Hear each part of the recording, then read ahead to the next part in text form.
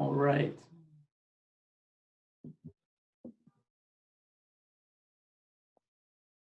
Hello, everyone. We're about to get started.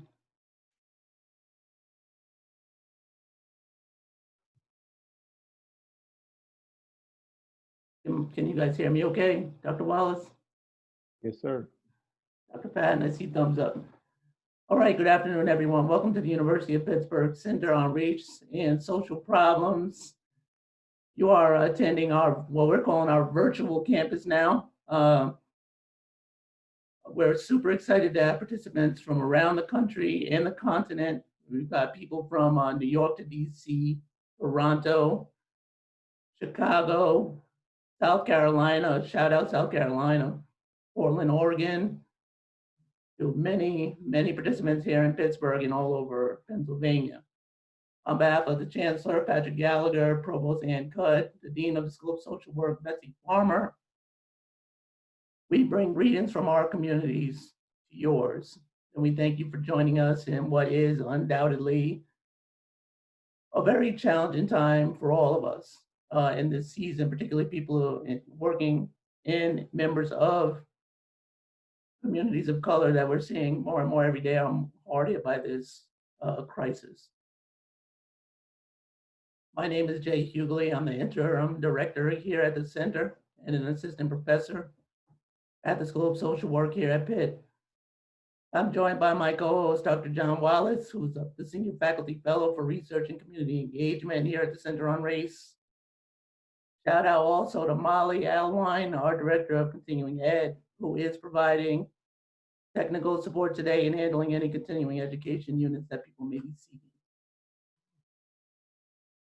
Before we get started with our content and our fantastic speaker who will introduce momentarily, who you can already see, Dr. Patton, we want to acknowledge this really gut-wrenching situation that we're in with COVID-19, the struggle that we're all in. I know it's affecting so many of us personally, even as individuals and family members, community.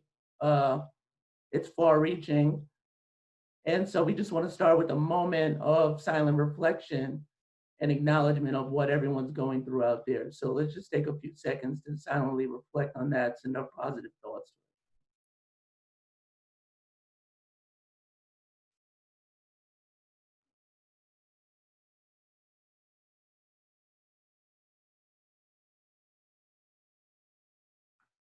Thank you, thank you. So at the center, we have our agenda, trying to move it forward on our racial justice, and COVID came to disrupt what many of us are doing in our work, professionally and personally. But we also know that the issues of racial justice, they don't pause in this crisis. In fact, they're actually amplified by a crisis like this, which we see more and more every day. So we were scheduled to have Dr. Patton live on campus, and we were really happy that he was willing and able to do this in webinar function, coming from New York especially. We really appreciate his time and energy today. And if you don't know much about our center, our mission is to conduct and disseminate applied social science research on race, color, ethnicity, and their influence on the quality of life for all Americans.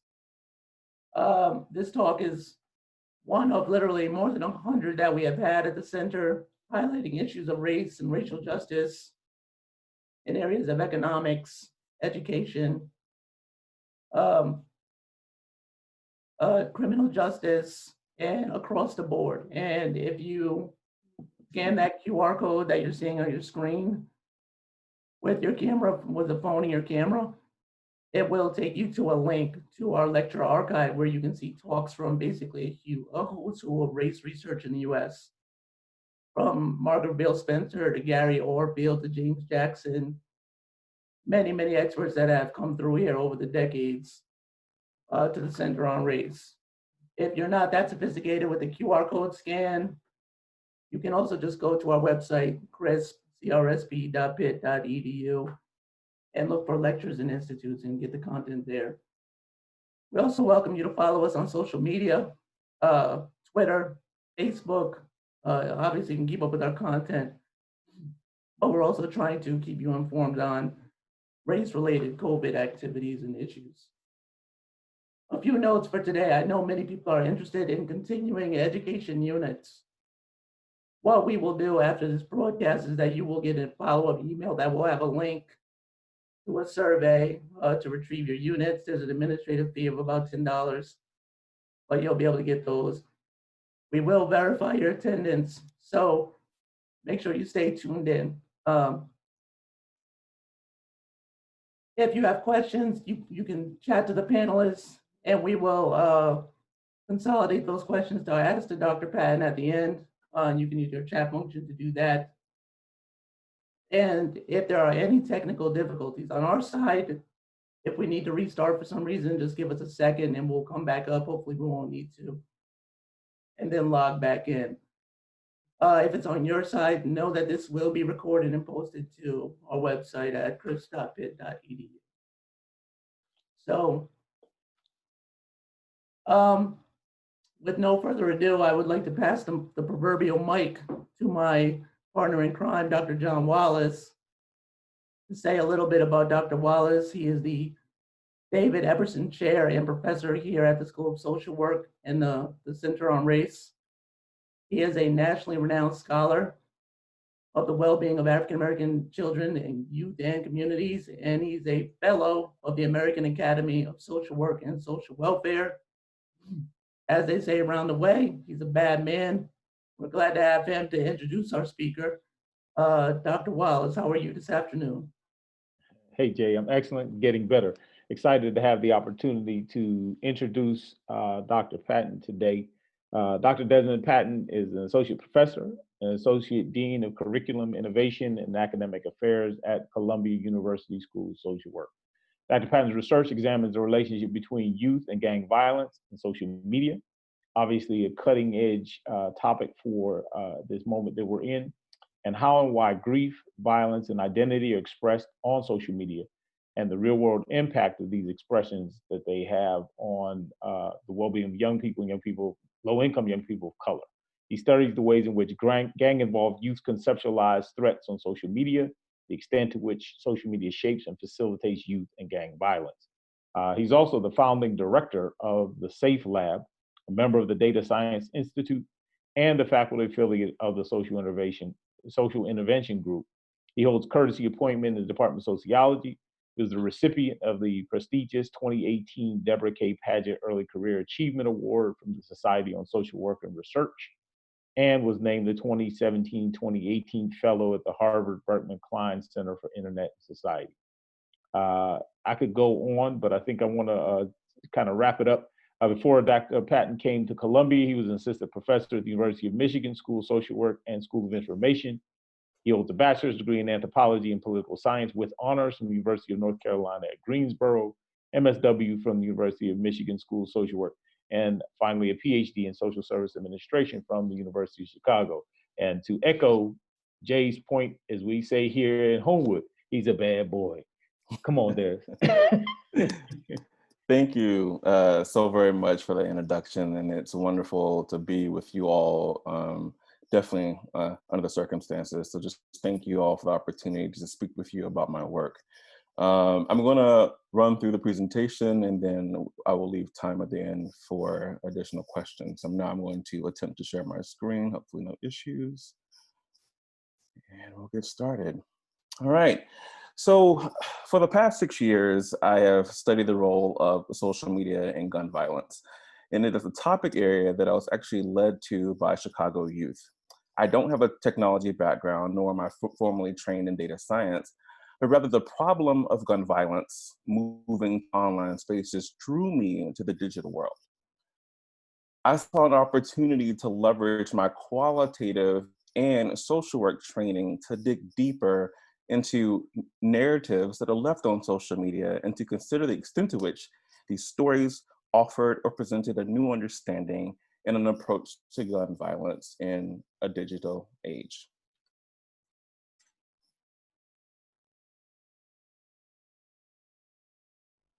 Okay.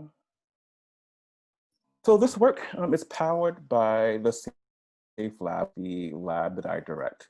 We are a hodgepodge interdisciplinary group of social workers, youth, community outreach workers, formerly incarcerated citizens, and computer scientists. And we are working together community level insights to develop technology and computational tools to support violence prevention efforts. All right, so for me, this work is motivated by two issues. So as was mentioned, I did my PhD at the University of Chicago, and I was trained as a qualitative violence researcher. And much of what we know about Chicago is that the violence is concentrated on the south and west sides of the city, which are predominantly Black and Latinx communities.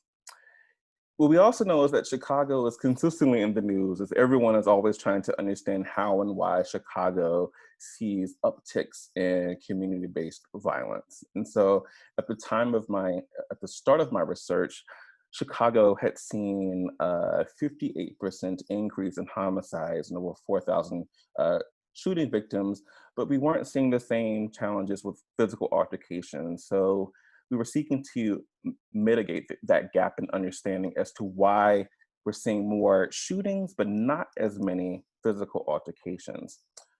And at the same time, social media continues to transform how we interact with one another and democratized how we access and share information.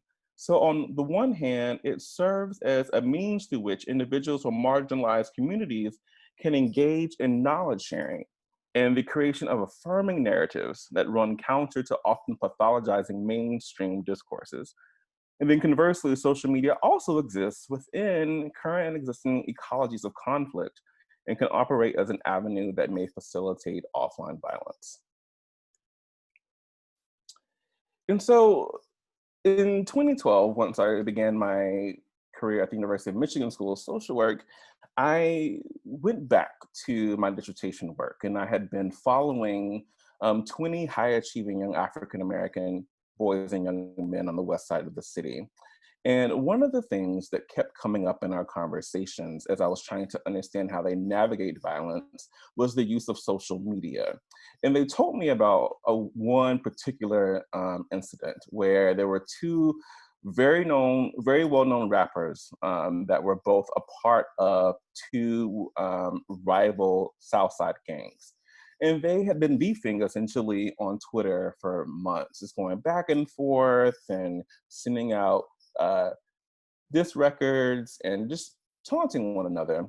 And then one of those rappers was kind of fed up with the back and forth on the internet and decided to post his exact location on Twitter. And within 3 hours, he was murdered in that exact location. So I became really interested in understanding, well, what role did Twitter play in his death? Was it a facilitator? Did it amplify his death? Was it the cause of his death? And so I went to the empirical literature, and there was essentially nothing there that told us about this new phenomenon that we were seeing. And so with colleagues from the University of Chicago, we wrote a conceptual paper called Internet Banging, New Trends in Social Media, Gang Violence, Masculinity, and Hip Hop.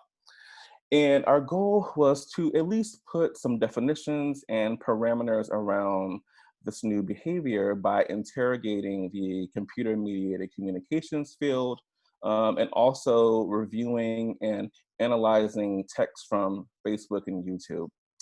Now, this term internet banging is one that I probably would not use today.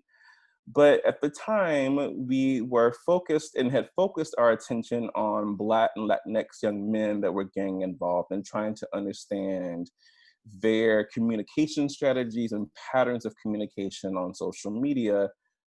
As a more seasoned scholar, I now believe that the term is devoid of a structural analysis that can help us understand the hows and the whys. And so it's probably, it is a term that I think is evolving for me, and I can talk more about that as I go through the presentation as well.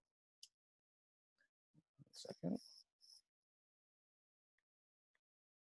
All right, so we started to look at communication on social media that stemmed from that beef between those two rappers. And we were looking at um, that level of communication qualitatively. But then we decided that in order for us to get a larger framing, a bigger picture of a contagion effect, or the extent to which this is a larger issue, we needed to leverage computational tools and data science to do that. However, we now understand that there are some challenges with leveraging a big data approach and leveraging computational methods, if not done ethically and humanely. And so one of the issues is around automatic detection. So automatic social media content analysis utilizing natural language processing tools has generated a lot of discussion as researchers and communities and policymakers are debating the extent to which NLP, or natural language processing, can detect cultural influences and nuances in language or correctly decipher the goal or motivations of online speech.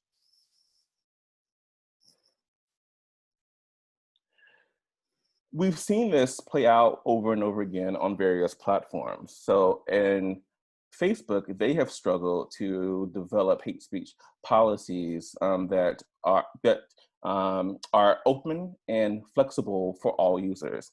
And so we next have the issue around how context may be used in how we develop hate speech policies. So this is looking very closely at the language that is used on the platforms.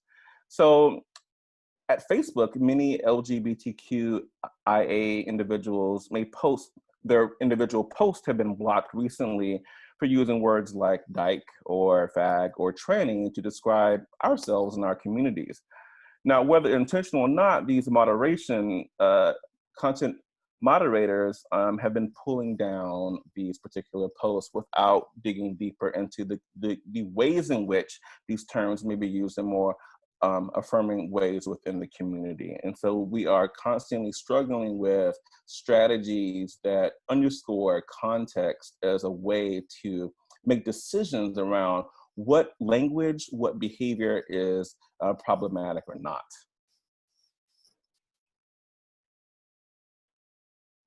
Lastly, we've also looked at work from the University of Washington. They have conducted a study titled "The Risk of Racial Bias in Hate Speech Detection." And those researchers decided to focus on Twitter because it is a particularly important space for Black activism. However, the study found that tweets by Black people were 1.5 times more likely to be flagged as offensive. If a tweet was written in African American vernacular English, they were then 2.2 times more likely to be flagged. And so again, we're running, there's an issue with how we are making decisions around what types of language and speech is being flagged, the use of context or not, and can these tools actually keep us safe if they continue to misflag and misidentify language from diverse and marginalized communities?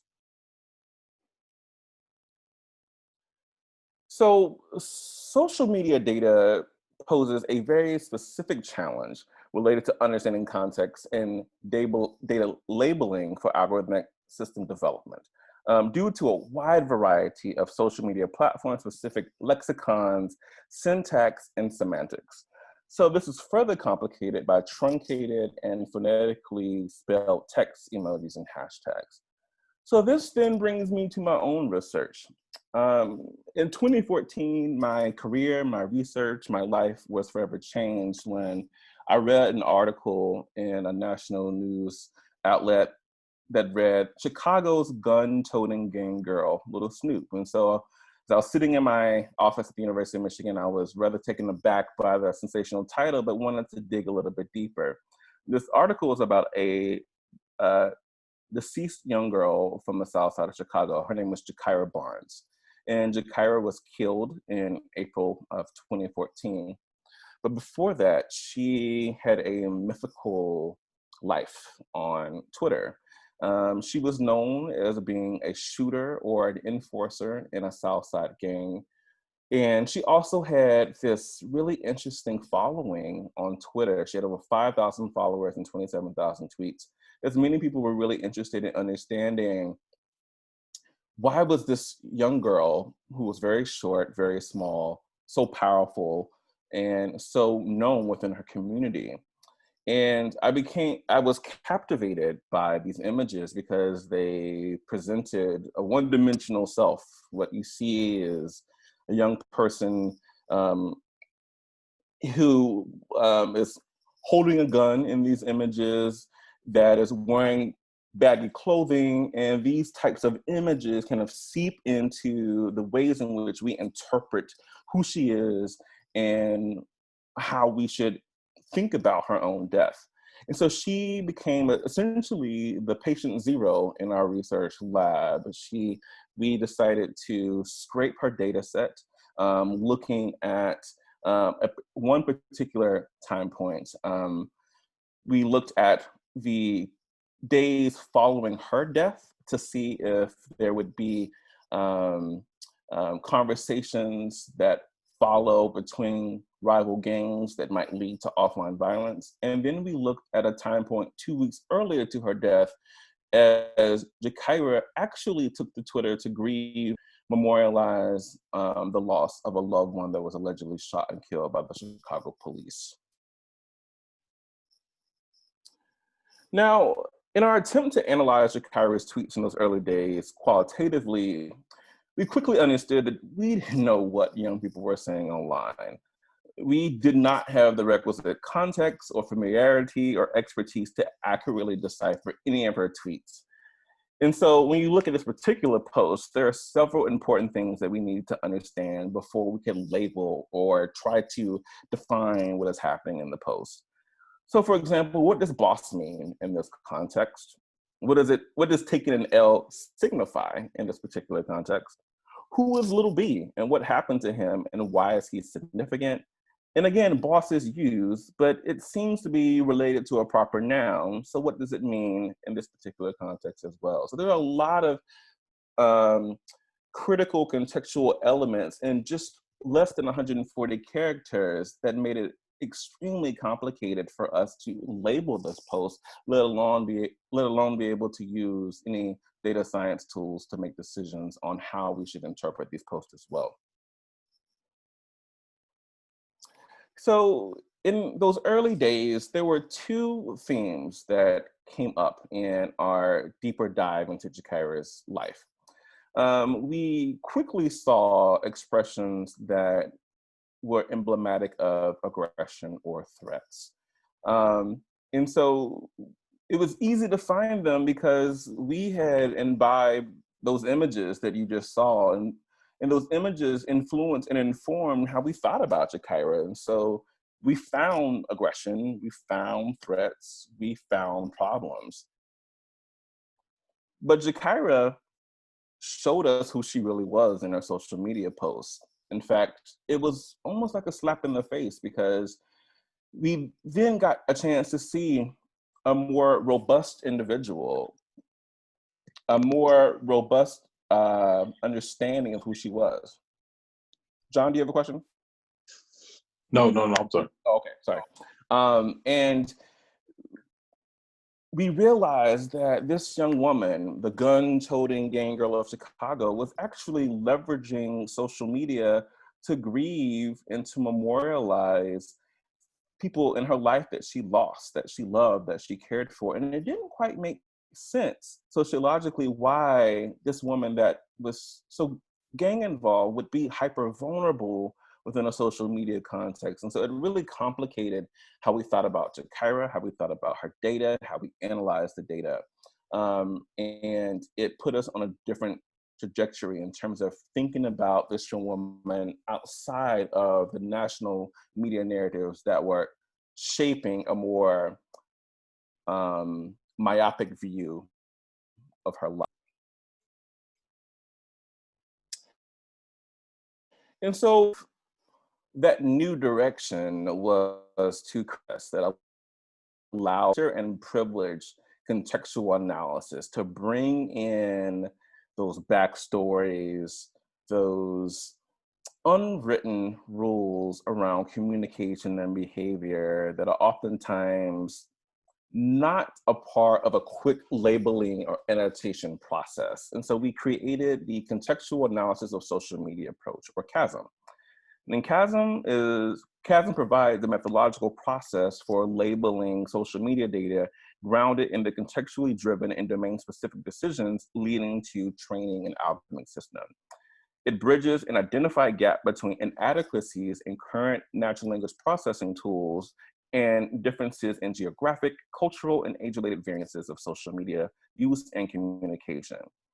Most importantly, CASM uses a team-based approach to annotate and qualitatively analyze social media data, explicitly grounded by community expertise. This is young people from Jakara's community that we hired as domain experts. And we worked with them to make sure that we understood and could translate these posts within the intended meaning, or as close to the intended meaning as possible. This process has yielded rich qualitative analysis as well as in-depth annotations that can more easily feed into a natural language processing system with the goal of improving accuracy.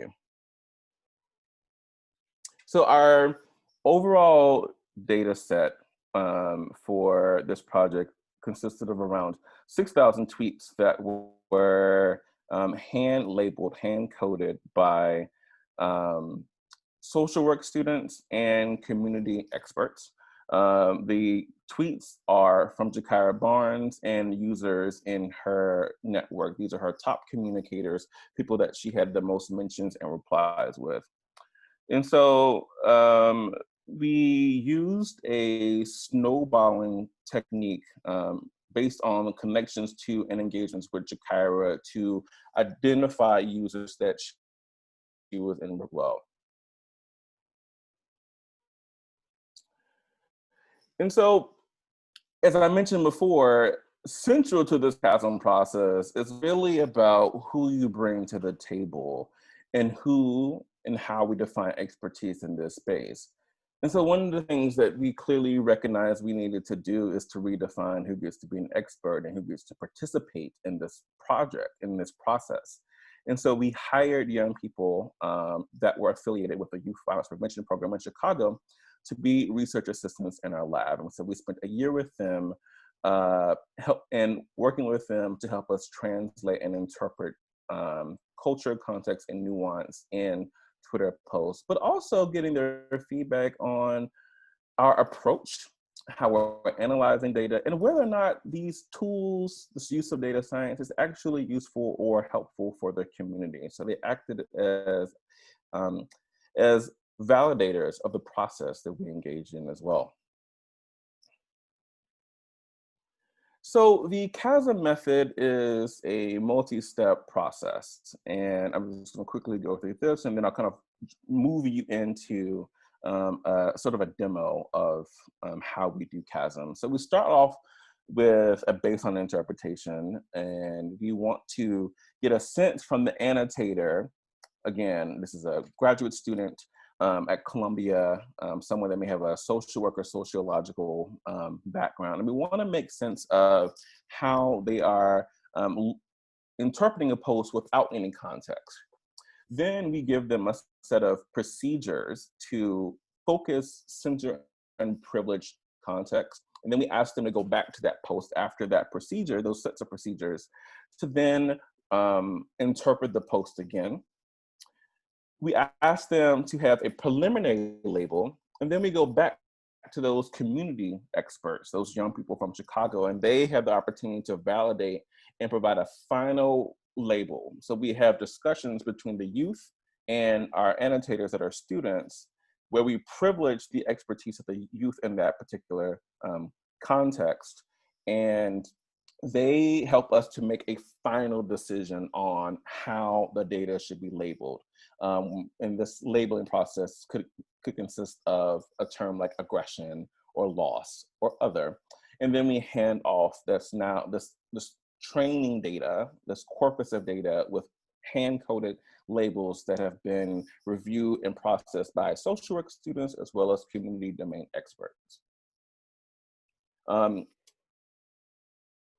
Is the web-based platform that we use to annotate the data as well. And so if you're interested in a open source web platform, we created one called VATOS, which is the Visual Analysis of Textual Data. And it is our system for coding and analyzing our data. This is what VATOS looks like. And so I'm going to walk you through kind of a short analog demo of this process.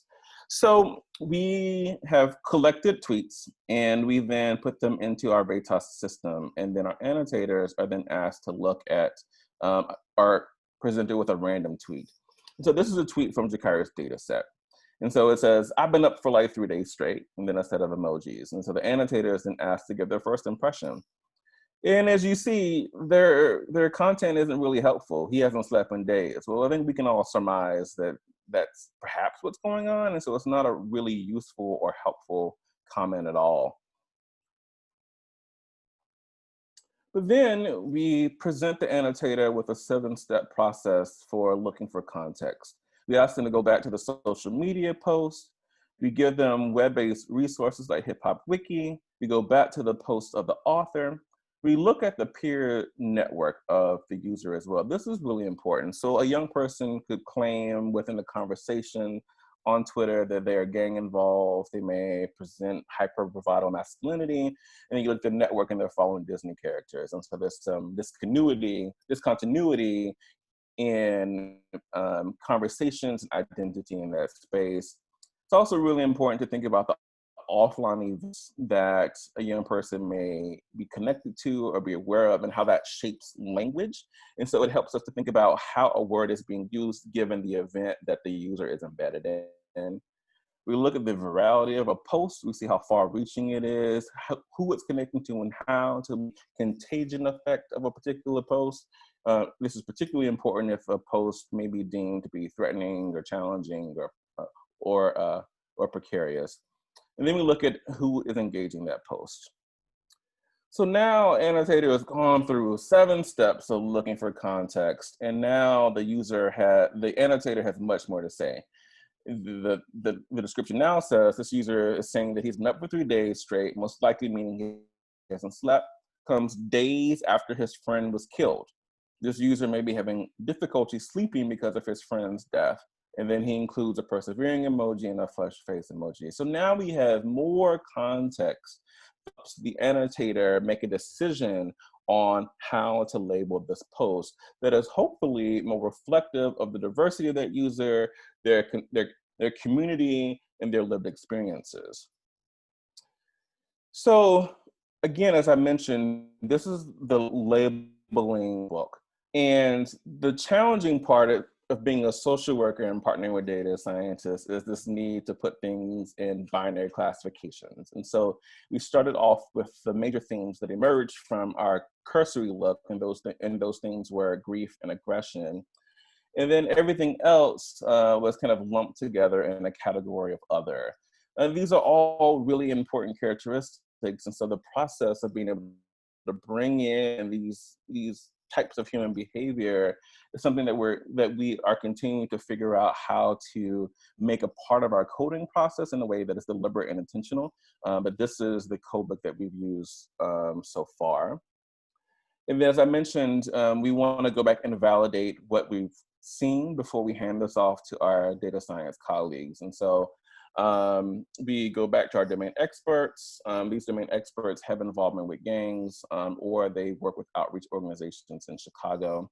We also study disagreement in themes. So we look at how a social work student is differing in their interpretation of a post. And oftentimes those domain experts bring in critical insights around community level factors like context and backstories. They may know of a person that's in a picture or have heard of them, or may be able to identify when a post is a rap lyric versus an actual post. And things like clothing and hand gestures all become important aspect of the interpretation as well. And the goal is to help us see Jakira in this light. As I mentioned before, I would say the critical mistake that we made in our research is that we didn't see Jakira as a whole person. We had put her into a category in the same way in which we put a lot of young Black youth into categories, particularly when they don't come from communities that we deem valuable or important. And so this process allowed us and forced us to reckon with a more complex and nuanced individual.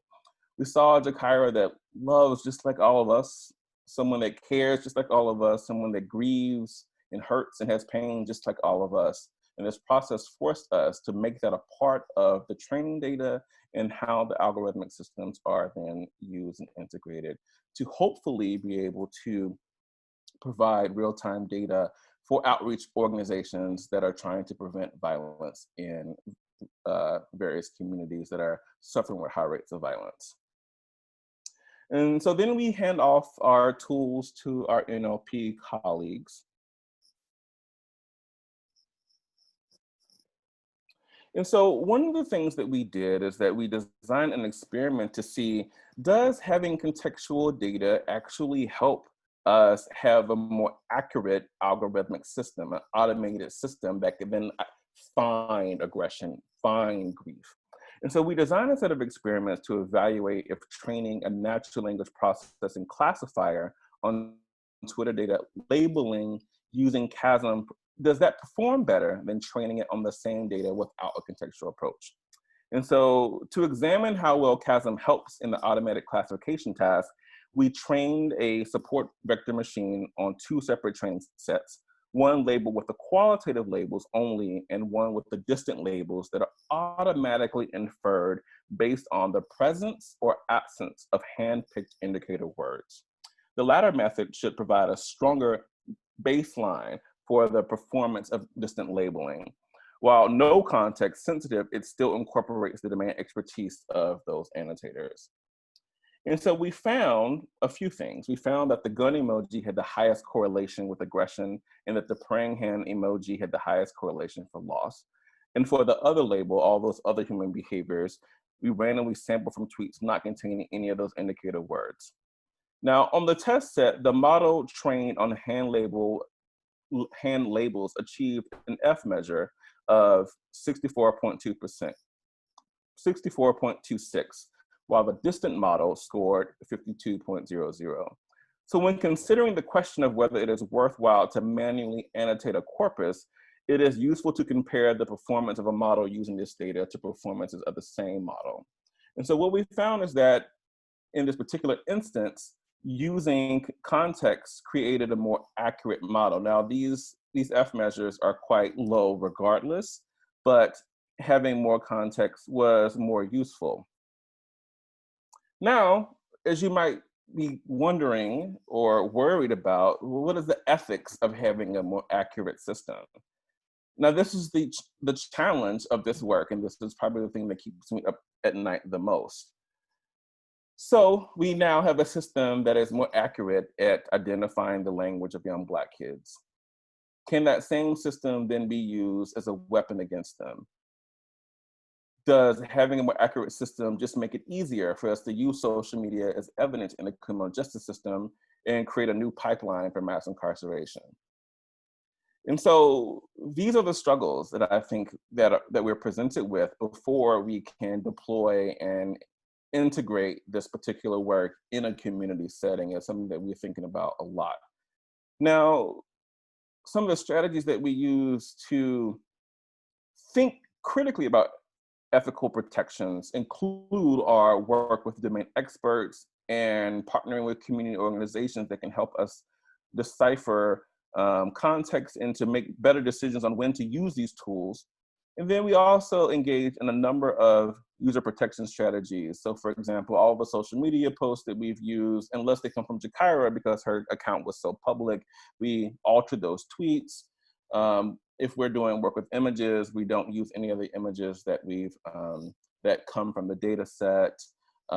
We have gone through our IRB process, which oftentimes is not necessarily extremely useful because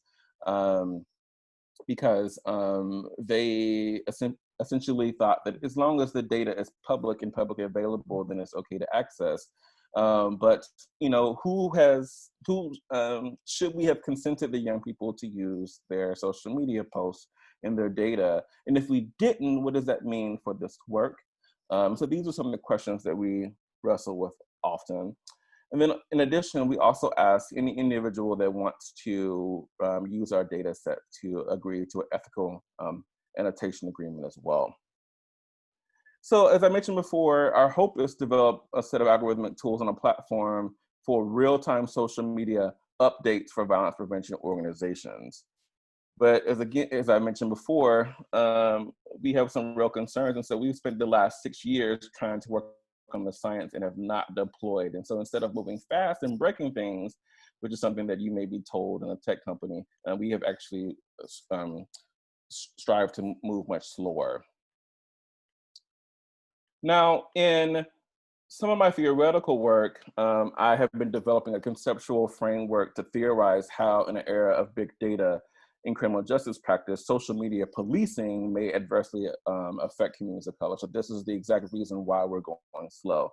So for example, I critique how race affects social media policing through the juxtaposition of social media use during the 2014 arrest of Black youth in New York City, who you see on the left, that were as a part of a conspiracy case where Facebook data was used to identify individuals that were deemed to be associated with a gang, versus the post hoc social media to identify the racist manifestos of the killers from Pittsburgh and Charleston, South Carolina. So, as I've mentioned before, a critical issue is who gets to be a part of these of technology creation. Who should be at that table? How do we diversify those processes? And so one of the things is that we created a new lab with the Brownsville Community Justice Center. And we are working with these young people to create tools that they own, that they design, that are part of their communities, that they can leverage as a part of keeping their own communities safe. So one of the things that these young people from Brownsville have created is the Blue Room, this Facebook-like simulation that they all created. They created the name, and they're creating all the narratives that are part of this particular experience. And the goal is for them to work with other young people to help them think about the digital footprint, to help them think about how they show up in digital space and how they may post online. It really is, the goal is to induce a moment of pause and to think about how one shows up in digital space. In addition, the young people are also very concerned around how adults are using their social media. And so they wanted to also create a simulation that forces adult stakeholders like attorneys and judges, law enforcement, to think about the context of a social media post, not to get better at interpretation, but to actually ask yourself the question, am I the right person to be interpreting the social media post? And are there less punitive ways in which I can use social media to actually help communities as opposed to policing them? And so just some takeaways and next steps from the work. I think, as you might imagine, context matters very much. NLP systems do struggle to make meaning of context, particularly from diverse and marginalized communities. I think it's drastically important to process that we have a process for privileging and centering context, but it must be paired with a critical perspective on how that data can be weaponized against a community. And I think it's an important thing to is accuracy. All accuracy can be the same weapon that harms that harms that community as well. And if you're interested in learning more about the CASM process, this paper has been published and you can find it here. Thank you so much.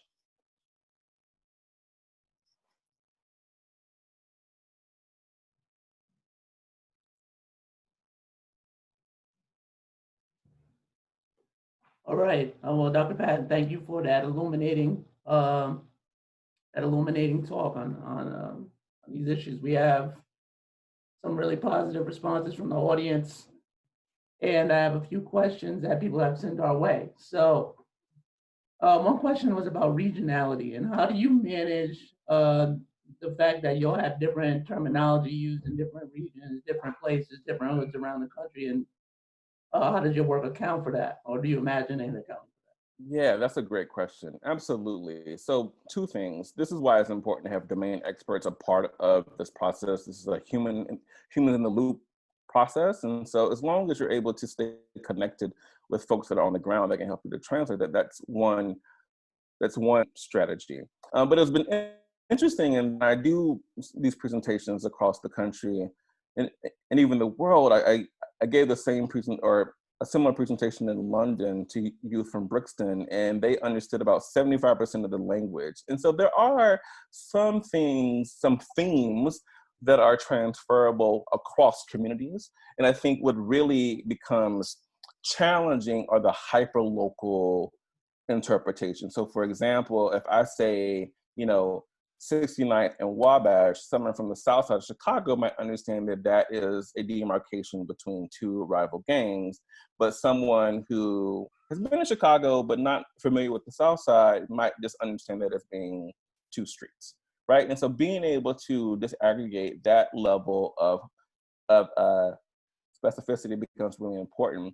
But it's also super complicated. Even when I ask youth from the same community to interpret posts from youth in their neighborhood, there's still a high level of variation in that interpretation. So I think that it's something that we have to pay a lot of attention to, and to know that we're never going to get 100% accuracy in interpretation, but can we at least get some big bucket ideas and things around how we should be making meaning of these posts? Okay, great. And one of the big questions, a few of the questions I've clustered around the practical applications of this, and someone specifically asked about whether organizations like Cure Violence or the National Network for Safe Communities have taken advantage of this work. And also in the school space, the schools are very often on social media trying to prevent school, violence and trying to respond to things that happen. Have you engaged, or to what degree have you had engagement with organizations that might use this? Yeah, so I've had a lot of conversations. So many groups are, so kind of another reason why this work started is that I was having conversations with outreach workers in Chicago at Cure Violence and Institute for Nonviolence and the YMCA, and they're all saying, by the time we get to a fight, the argument has happened on social media, and so we're too late to the argument. And because what they're good at is being able to diffuse an argument that might lead to a fist fight, that might lead to gunshot. And so we're trying to at least be able to get them closer to an argument, or not even necessarily the argument, because what we also learn is that so much of what's being communicated online is about everyday life, and that oftentimes conversations or unmet needs are just festering or sitting on social media, and people are not getting the support and resources that they need, and that those conversations become more aggressive over time. And so we have spent the last 6-7 years just really trying to get the science right, because I'm so concerned that if we have this tool and if we don't outline the ethical challenges of how this tool can be used against the community, that it's not actually helping. And this is the biggest conundrum in my life, in my work, because on one end, I have, as a social worker and a social scientist, I know that this data can be weaponized against Black communities and Latinx communities. But I hear from moms and dads and teachers and social workers who tell me over and over again, we just want a tool that's going to allow our kid to leave the house and to go to school and to come back home. And so I currently don't have access to an ethical guide or framework that allows me to sit in that complexity. And so that is what we've been trying to think a lot about. So another thing that we've done is that we've created some algorithmic systems that ding us when our bias show up. So for example, our algorithmic systems kept identifying the use of the N-word as being aggressive. And so that means that anytime you see the N-word, aggression is the label that is applied. But many of us know that the N-word has diverse meanings within diverse community contexts. And so it doesn't necessarily mean that it should be used, that it should be labeled as an aggressive term. And so we're having to retrain and to ding ourselves when that is happening during the automatic process. Another theme that's come up is the value of this tool in terms of youth advocacy. And one participant said, seems like CASM is a tool not only for critiquing the limits of social media monitoring software, but as a means to push back against the dehumanization. You mentioned that a little bit. And, how can these tools be used in that fashion and for youth advocacy? Yeah, I think, when we work with youth in this space, it's doing two things. Number one, when we present this process with youth, they're beginning to think about how they show up in digital space, and they're thinking about how people in their community and their direct networks are showing up in space. And so I've run various labs in Michigan and Columbia, and it's been amazing to watch them say, wow, I didn't know that it could be interpreted this way, or this is how my friends talk, and I never had a chance to even pause and think about it. So there's a unearthing process that is happening, but it's also allowing folks to take control over meaning, or take control over narrative. So as I showed, and we were victims to this as well, constantly bombarded with pathological narratives about communities, and how there isn't, what I think social media can allow and has allowed us for a new narrative or new sets of narratives to surface. And that's extremely powerful with thinking about how we move social movements, how we support communities. And I think that youth are very much aware of that. And I think a part of our job as social scientists and social workers is to help support that advancement in those spaces.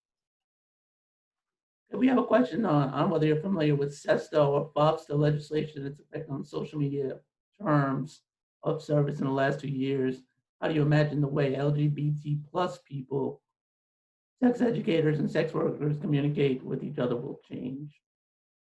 Yeah, I'm really concerned about the levels of moderation that are happening on social media, and who gets to decide what things stay and go. As I mentioned in those earlier slides, the terms that have been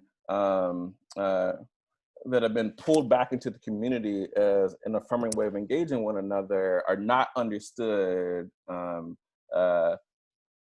publicly to have the same meaning. And so I am concerned that if we don't have policies that allow for some flexibility and moderation, that we're just going to, as we've always done in our society, continue to deem the most marginalized in these spaces.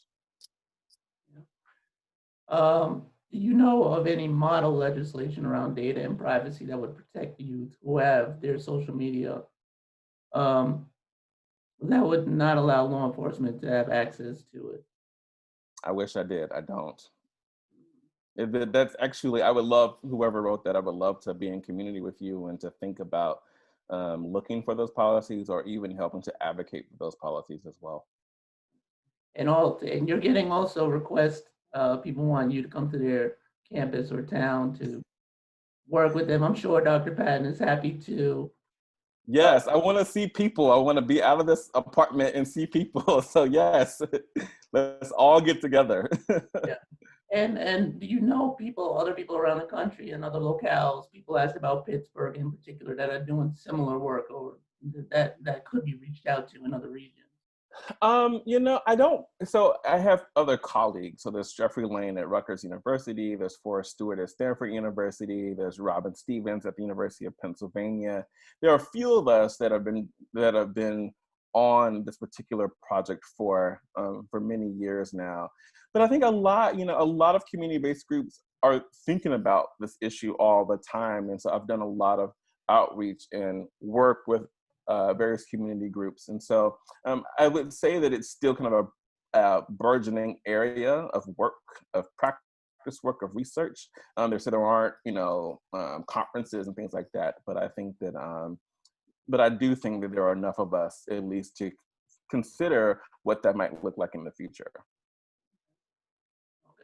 Okay. Last question, bigger question.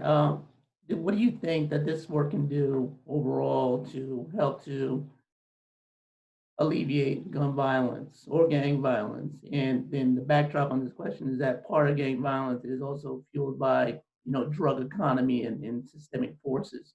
So big question for you as we close out. Yeah, so I'm writing a book about Jakira now, and honestly, I think that if we actually saw Jakira as a young girl, a young Black girl who loves, who has joy, who suffers, then perhaps her death could have been prevented. That perhaps she may not have joined the gang. But what social media told us and outlined many of the reasons why she made such tough decisions in her life. And I think that what we need to understand is that social media is the new neighborhood. It is an ecological environment, and we have to be there. If you're someone that works with youth, cares about youth, has a young person in your home, to not understand that this isn't a virtual world anymore, that this is an active part of your child's life. And I think that if we understand that, if we are willing to listen, ask questions about social media, then I think that many of the reasons why conversations became aggressive is because they just sat there over time. And we didn't work with young people to help them develop skills for processing pain, for processing grief, for processing trauma. They just really wanted a space to do that. And social media, you can be behind a screen, you can say whatever you want, people can respond to you. But a lot of people are just wanting to hit that one connection, to hit someone that can hear them out, can listen to them. And I think that we can find ways, hybrid models of being able to tap into that. So I hope that you all walk away with understanding this is an important tool, that it is a tool that we cannot pass off, and that it is a critical part of adolescent development and violence prevention. All right, well, Dr. Patton, thank you very much for this. And audience, please give him a virtual round of applause, which you actually can do if you know how to use that in the chat function. No pressure with that. I'm gonna stop. Thank you so much. It was wonderful to be with you. And thank everyone for attending. We had over 300 people with us today, so we really appreciate you being here today. And stay tuned for our future events. If you're interested in our content, know that we have, you can follow us on Twitter, Facebook. You can take our QR scan, and you can always email us. We will send out a recording, an email with the link to the recording. Give us about a week to do that. And watch all the other videos we have. We have over 100. By the time this quarantine is over, you will be the next Cornell West, basically. So strongly advise you to do that. Thank you, Molly. Thank you, Dr. Wallace as well. And we will see you next time. Take care.